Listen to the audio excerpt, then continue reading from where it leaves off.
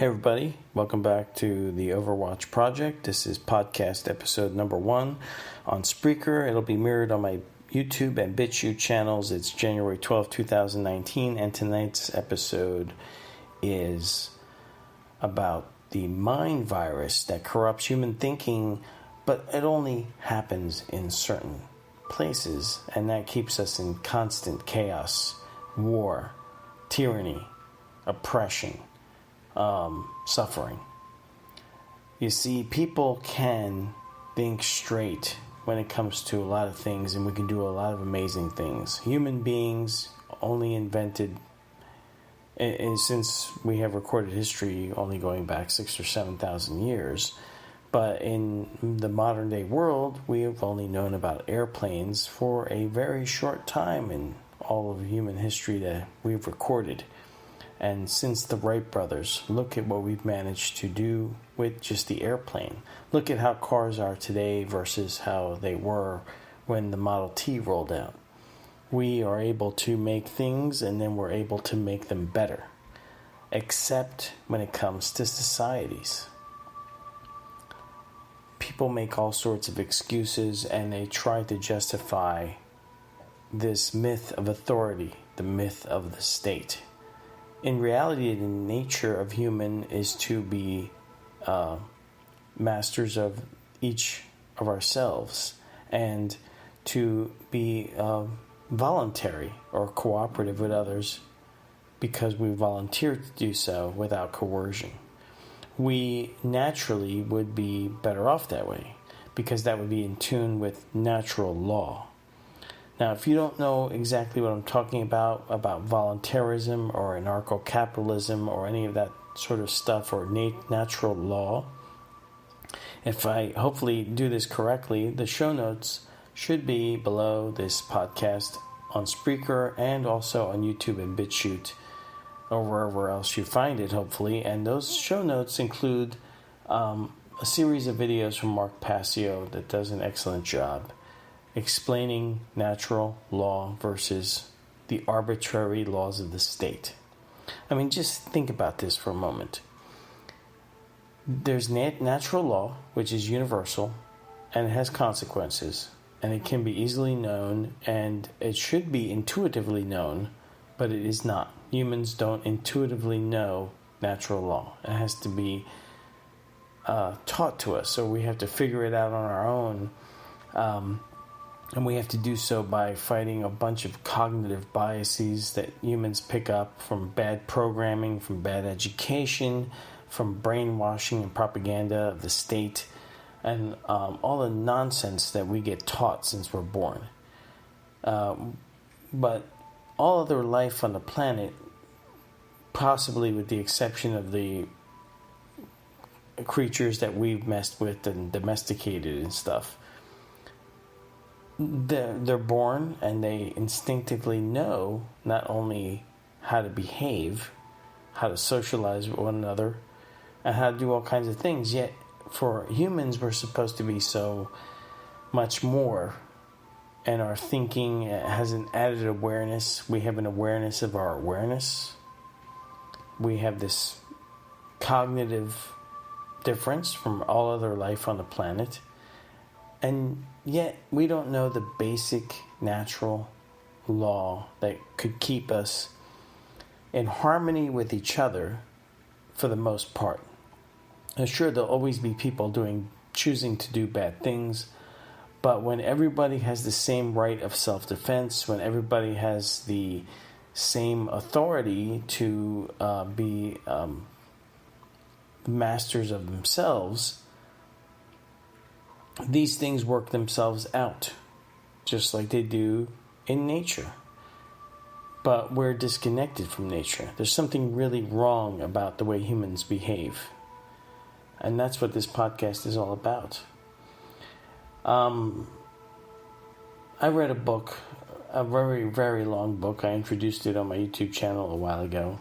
It's called Humans Are Not From Earth, a scientific evaluation of the evidence. And if you get this book, it's by Ellis Silver. I listed it in the show notes below. you make sure you get the second edition, because he does a lot more. He adds a lot more to the book than from the first edition, and he answers critics to his first book in the second edition. And even though the book isn't perfect, it has Ellis Silver's, the author's, personal biases from his perspective of certain things that come through at times. The core essence of the book, the listing of the physical, biological, and scientific problems with humans on Earth, is really informative. I mean, humans, what are we? UFO abductees, they say that sometimes the so-called aliens or archons, whatever they happen to be, demons, they will tell them that humans are containers. My personal evaluation of the evidence and information that I've looked at, which you can find chronicled on overwatchproject.com, my main website, is that human beings are simply biological avatars for our spirits, and that this is a reincarnation trap. But that's not what this video is about. It's not about the reincarnation problem. It's not about that, knowledge will set you free. It's about the human experience while we're here and the problem that keeps us in chaos. Now, maybe that's intentional. I think it is. I think that we are tampered with and we are interfered with so that we remain in as much chaos and dilemma as possible. Possibly to create loosh or some other nourishment for our spiritual parasites that keep us in the loop here as best as they can. They want to keep us in the dark because we have free will, and we can actually leave anytime we realize what's going on. After your life is complete here, you can just leave, and they don't want anybody to know that as much as possible. So we have all these bullshit religions. We have atheism. We have any choice and flavor of bullshit that you want or that appeals to you, as long as you don't get actual gnosis or knowledge and truth. That's my take on it. So I do recommend that book. It is enormously long, like 600 and some pages, but it is a very fascinating book. Humans Are Not From Earth. Now, the problem is that human beings have this inability to behave the same way they do in other places, like when they're constructing a building or making technology and then improving on it. We haven't really improved anything when it comes to society. You could point to the United States Constitution as trying to be a control on government, but that really only lasted maybe 100 years before the corruption started really getting in there. And we are, our federal government is completely unconstitutional the way it's behaving most of the time. So it's hasn't really worked out. In fact, you could say statism in any form is like a cancer. And it begins with the authority that we think that it has to rob us. Taxation is the first thing that states do that violate rights by coercing funding for their operations out of people against their will, under penalty of putting you in a cage, taking away all your stuff. So, and of course, anybody out there that's listening to this that's a voluntarist or an anarcho-capitalist, you're going to completely get what I'm saying. And for people that don't know this, it is something that you should at least look into. Like, you may be, attracted to one political party over another, and or you may be confused as to what actual anarchy is or anything like that, because words are weaponized and corrupted constantly. And in fact, just trying to articulate or explain all my thoughts on this is really difficult, because language itself and the English grammar, which is like a grimoire, or, has all kinds of alternate meanings, every word, when you look up the root or where the word came from or what it originally meant. It's a nightmare to try to communicate with people and hope that they actually understand what you're thinking with words. If I could just send you my thoughts and send you like all my research and source material that I'm able to think but can't talk to you fast enough to give it all to you in a kind of reasonable time, if I could just beam it to you, then you would be able to process that and then think for yourself whether or not I'm right or wrong. But I can't do that, so we have to do it the hard way. So, just think about this now. We make all kinds of excuses, right? You're talking to your friends, and maybe they have some politician they're running for that you're against. You mention to them that, they lied about this or they lied about that. And how many times have you been, if you've ever been in a political discussion with somebody, and they will casually excuse that person who they want to have authority over them. They want to make that person their master. And they will just say, well, all politicians lie. It's just something that is. Imagine the same reaction if you expose that their mate or their partner or their wife or husband were cheating on them or lying to them about something that personally affected them in a really bad way. Would they just sit there and say, well, everybody does it? Or would they freak out? Yet, the level of incompetence, corruption, downright criminal behavior that you see in the political environment is just, well, that's how politicians are. No big deal, right? They're the ones who have the authority to create legislation, arbitrary rules that make no sense most of the time. See, the difference between natural law and humans' arbitrary law is huge, because natural law is universal and it applies to everything. And human law is sometimes complete and utter bullshit. Right? So, for example, it's legal for me to go and buy some fireworks. I'm in Florida, so I can go to a fireworks store and buy some fireworks. But if I'm in New Jersey, for example, a different state here in America, it's illegal and they can't even be sold there. So if I even have them in my possession, I'm breaking the law. Now, are the human beings in New Jersey somehow different than the human beings in Florida? No. Why can I have a 10-round magazine of ammunition in Florida, but I'm considered a felon and be put in a cage in a rape camp in a state like New Jersey if I have that banned amount of ammunition? Are the human beings in New Jersey somehow different than Florida? No, human beings are the same everywhere. But you cross over imaginary lines and the rules change. These rules are arbitrary, set up by masters, set up by people in authority that have the myth of authority. Meaning that it's impossible for a group of human beings to bestow rights that they don't have onto another group of human beings. But that's what we do with the state, right? That's what the state is. The state is almost like a pseudo God, if you will.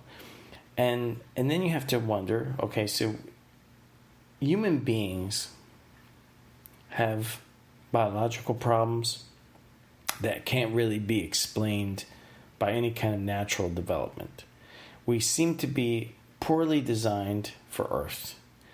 And if you go to the root of the mythology of human creation, like from the Sumerian texts, and from other mythologies, you get the story, the base story, that humans were kind of created to be slaves to these beings that created us. Well, they didn't do a good job in making the biological container for our spirits. It's kind of a crappy human beings, short-lived. We have all kinds of medical problems. We have all kinds of shortcomings with nature compared to other creatures on Earth. We're not naturally equipped to be here. We have to concoct all kinds of tools and devices and clothing and everything else to operate here efficiently. And then you have this dilemma, almost as if we're missing an actual authority that may have been here at one time.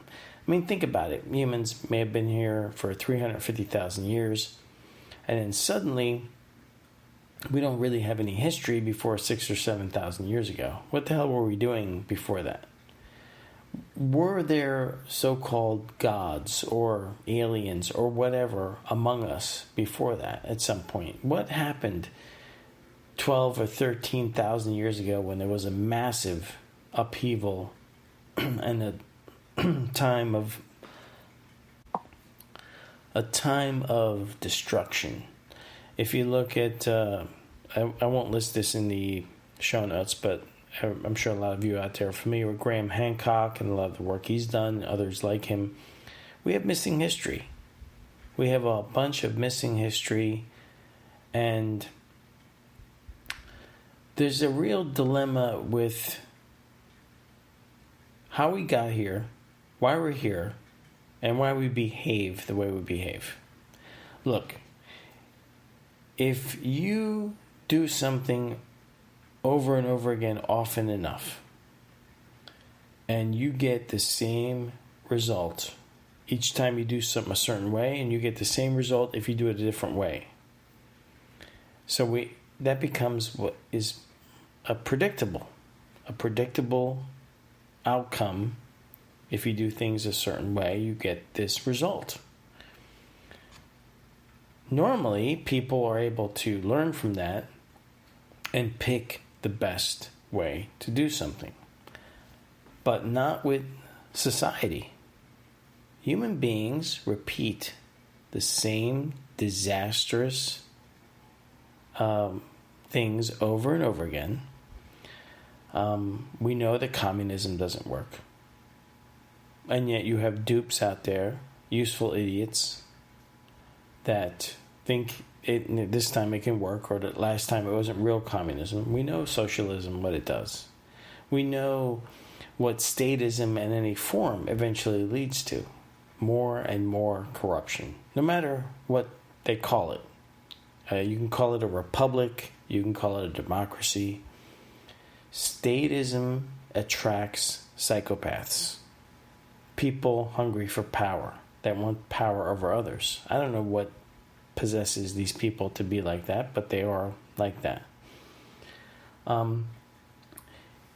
I've listed several videos from Mark Passio, a couple short ones for people new to this information, and then 3 really long ones that have in-depth information. The natural law seminars are definitely a must for anybody new to this information, so you can learn about things or start to see them in a new way. And we all have a journey that we had to go through to even understand that, right? Mark Passio, look at his past. He went from being a Satanist to now explaining and de-occulting the hidden world of the elites and how it works.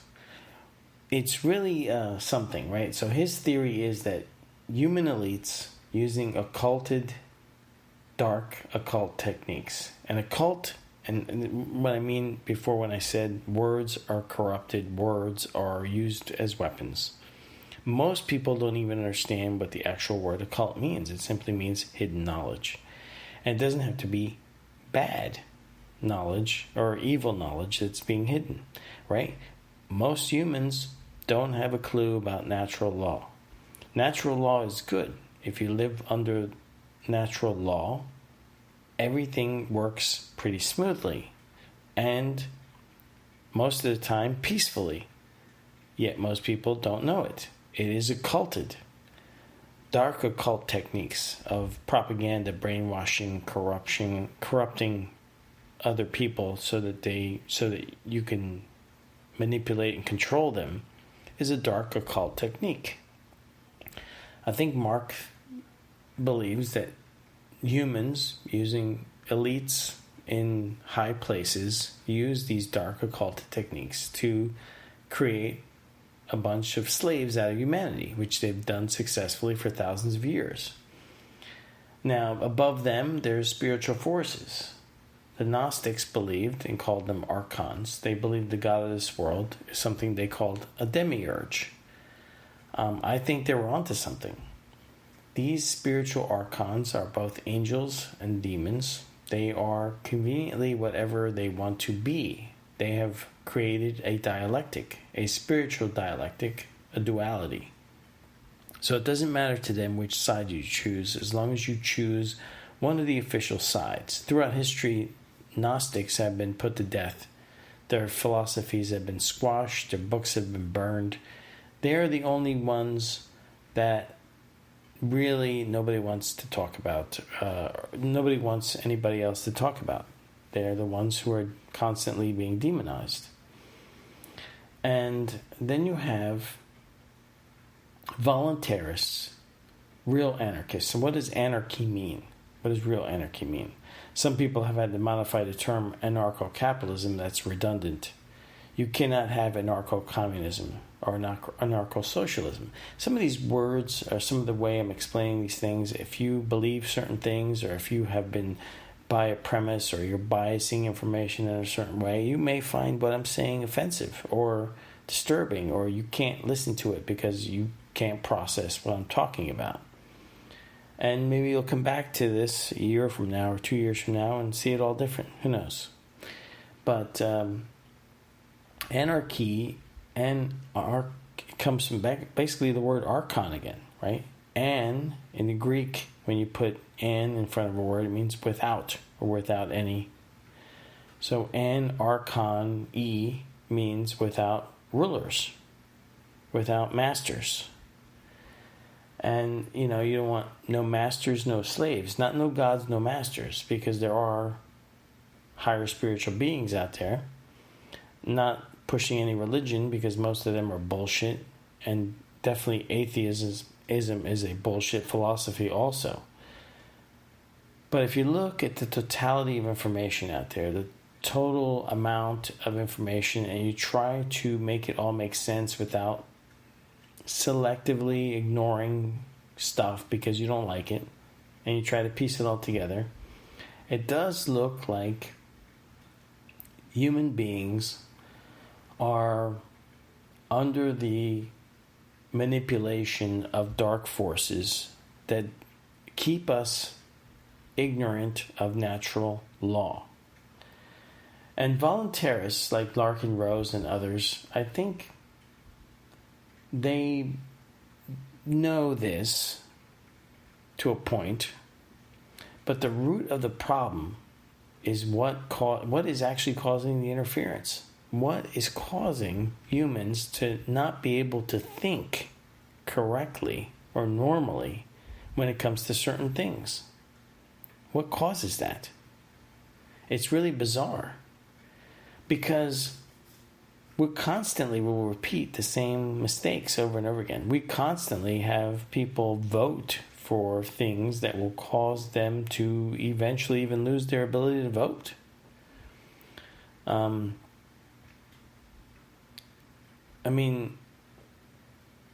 word anarchy's been corrupted. Anarchy is not just the only word that's been corrupted. There's so many words that don't even mean what they are supposed to mean. Apocalypse. Most people think, oh, that's the end of the world. That's not what that word means. It means to reveal something. Apocalypse simply means to reveal. A revelation is an apocalypse. they weaponize terms like conspiracy theorist or truther. All these things are... Language is a weapon that's used against us most of the time. And I have a big problem trying to articulate things clearly. Every time I do make a video or a podcast or anything, record something, and when I listen to it back, I realize I should have said this or I should have said it that way. It's never good enough for me. I'm very critical of myself, but I'm gonna put it out there anyway. It's something for people to consider. I feel like it's a moral obligation for me to just put it out there into the ether. And it's not like I want to be somebody's guru or leader. It's not about that at all. I simply am putting out the information I've collected, my notes. My OverwatchProject.com has all this source material for you to be your own guru, for you to be your own investigator, your own intel officer, to figure this stuff out for yourself. I highly recommend that you read Larken Rose's book, The Most Dangerous Superstition, but there's even a better book, The Problem of Political Authority. This is like almost a 400-page book by Michael Huemer, who is a philosophy professor. He wrote this book, The Problem of Political Authority, an examination of the right to coerce and the duty to obey. This is a very, very well-written book because it speaks to you in everyday, relatable terminology. When you read this book, you're like, oh yeah, I get what he's saying. You don't need to have any fancy degrees or any... I don't have any economics degree. I never studied any of this stuff. I intuitively know what leads to tyranny and what doesn't. But I don't get into the technical jargon of some of these economists or anything like that. But this book by Michael Huemer is plain spoken. It was easy to understand for me. And Larken Rose's Most Dangerous Superstition, also somebody read that book on YouTube. I'll link to it in the show notes. If you're like me, I like to listen to audiobooks whenever possible. So there was an audio of The Most Dangerous Superstition, and it's like almost 11 hours long, and I listened to the whole thing. It was great. There's a town in Mexico you should know about, right? People say, well, anarchy can't really work like that. There's no way anarcho-capitalism can work or voluntarism can work. There's a town in Mexico that is in kind of a unique geographical position, and where they've always managed to resist authority, even as far back as the Aztecs. It's Chiron, Mexico. I left a short video from We Are Change, where they went down there to look around and talk to the people of the town. But basically what happened there is they had enough. They kicked out the police force. They kicked out all the politicians. They kicked out the cartels and criminal organizations. They kicked them all out. And they run things with no internal government. They have basically a voluntarist society down there. And guess what? Their crime rate is almost zero. And that is what voluntarism really looks like. It doesn't look like Somalia. It doesn't look like some of these other places that people try to tell you that's what anarchy is. It's chaos. It's violence. It's not Antifa. They are not anarchists. They are communists. And they're fighting anti-fascism. They're basically yelling at their mirror image of the other tyranny and arguing over which tyranny would be better. And I'm just being bluntly honest here. You know, some people get hyperly charged. Maybe I shouldn't have made episode 1 of my podcast a political one of sorts. But see, politics, in giving this some really deep reflection, is not a matter of opinion, actually. Because, first of all, there shouldn't be any politics. It's really just cause and effect. It's really about just being able to look at, if I do things this way, if a group of people does this, and that outcome keeps happening, then if that outcome is bad, that group shouldn't do this anymore. Right? Take a look at Venezuela. Take a look at North Korea. Take a look at some of the stuff going on in China now. It is really that simple. Because if you do things a certain way, you keep getting the same result. Humans are clearly capable of learning that, right? We improve on our technology by learning that. We improve our cars, our airplanes, our safety and all kinds of things by simply learning what worked and what didn't work and then applying that. And yet, for the last 6,000 or 7,000 years of recorded history, humanity is stuck in a societal loop of constantly going down the road of tyranny and the myth of authority. Why is that? What is it that keeps humanity's thinking affected almost like a mind virus? Where does that come from? Is Mark Passio right? Is it just basically coming from dark occultists that are the elites actually running the world? Or, and I think he also understands this to a point, spiritual forces above them that are actually doing that. It's almost like human beings were designed to be under an authority that wasn't human. But that authority has abandoned us or isn't here, and we have filled the vacuum with a pseudo-authority of human beings that act as though they can master and rule and put people in cages and rape camps and regulate what you can put in your body and do all kinds of crazy bullshit rules, regulations, arbitrary. If you cross this line, that's illegal. You go in a cage. If you don't give me your money, you go in a cage. We take your house. We take your car. The illusion in America, for example, that you can actually own a house. No one in America actually owns a house. You know why? And I'm not talking about a mortgage from a bank. Let's say you pay off your mortgage or you buy the house cash. That's great. Now you have to pay the government every year in property taxes. And if you don't, they'll come take your house away. And if you resist, you'll be arrested and put in a cage. And if you really resist, they might kill you. So, do you really own the house? Or are you just renting it from the government?